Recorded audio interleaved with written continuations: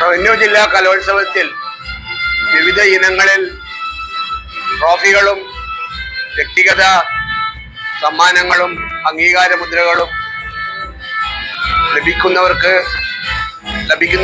നൽകുന്നതിന് വേണ്ടിയുള്ള ട്രോഫികൾ വെച്ചിരിക്കുന്ന സ്ഥലമാണ് ഈ ട്രോഫി സെന്റർ എന്ന് പറയുന്നത്.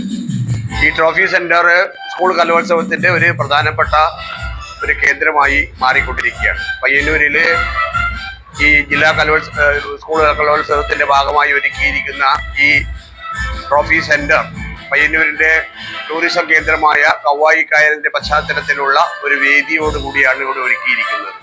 വ്യക്തിഗത ഐറ്റംസിൽ സമ്മാനം നേടുന്നവർക്ക് അപ്പോൾ തന്നെ ഈ വേദിയിൽ വെച്ച് അവരുടെ ട്രോഫികൾ വിതരണം ചെയ്യുകയാണ്. അതേപോലെ തന്നെ മത്സരത്തിൽ ഓവറോൾ ചാമ്പ്യൻഷിപ്പ് നേടുന്ന വിദ്യാലയങ്ങൾക്കും പ്രധാനപ്പെട്ട ഇനങ്ങളിലെ മത്സരാർത്ഥികൾക്കുമുള്ള ട്രോഫികൾ സമാപന യോഗത്തിൽ വെച്ചാണ് വിതരണം ചെയ്യുക. ഈ ട്രോഫി കേന്ദ്രം എന്ന് പറയുന്നത് ഏതാണ്ട് കേരള കലോത്സവത്തിന്റെ ഒരു ചരിത്ര ഗാലറി തന്നെയാണെന്ന് പറയാം. 2005 സംസ്ഥാന സ്കൂൾ കലോത്സവം നടന്നപ്പോൾ തിരൂരിൽ വെച്ച് നൽകിയിട്ടുള്ള എവർ റോളിംഗ് ട്രോഫി അടക്കം ഇവിടെ ശേഖരിച്ചു വെച്ചിട്ടുണ്ട്.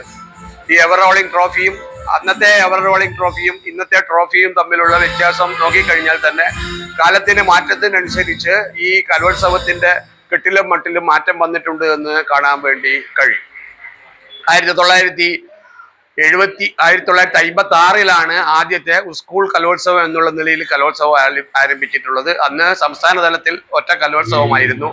200ഓളം മത്സരാർത്ഥികൾ പങ്കെടുത്തിരുന്ന ഒരു കലോത്സവത്തിൽ നിന്ന് ഇന്ന് ആയിരക്കണക്കിന് വിദ്യാർത്ഥികൾ പങ്കെടുക്കുന്ന ഏഷ്യയിലെ തന്നെ ഏറ്റവും വലിയ കൗമാര കലാസംഗമമായി കലോത്സവം മാറിയിട്ടുണ്ട് എന്നുള്ളതാണ് പ്രത്യേകത. ഇവിടെ ഈ ട്രോഫികളെല്ലാം ഇന്ന് വിതരണം ചെയ്യാനുള്ളതാണ്. ഇന്ന് വൈകുന്നേരത്തോടു കൂടി ഇവിടെ എല്ലാ മത്സരങ്ങളും പൂർത്തിയാകും.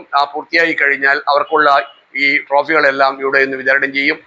എല്ലാ വർഷവും റോളിംഗ് ട്രോഫികളായി ഉള്ളവ അതാത് വർഷം അടുത്ത വർഷം കലോത്സവം നടക്കുന്ന കേന്ദ്രത്തിൽ എത്തിക്കുകയും അത് ശേഖരിച്ചു വെക്കുന്ന സ്ഥലമാണ് ഈ ട്രോഫി സെന്റർ എന്ന് പറയുന്നത്.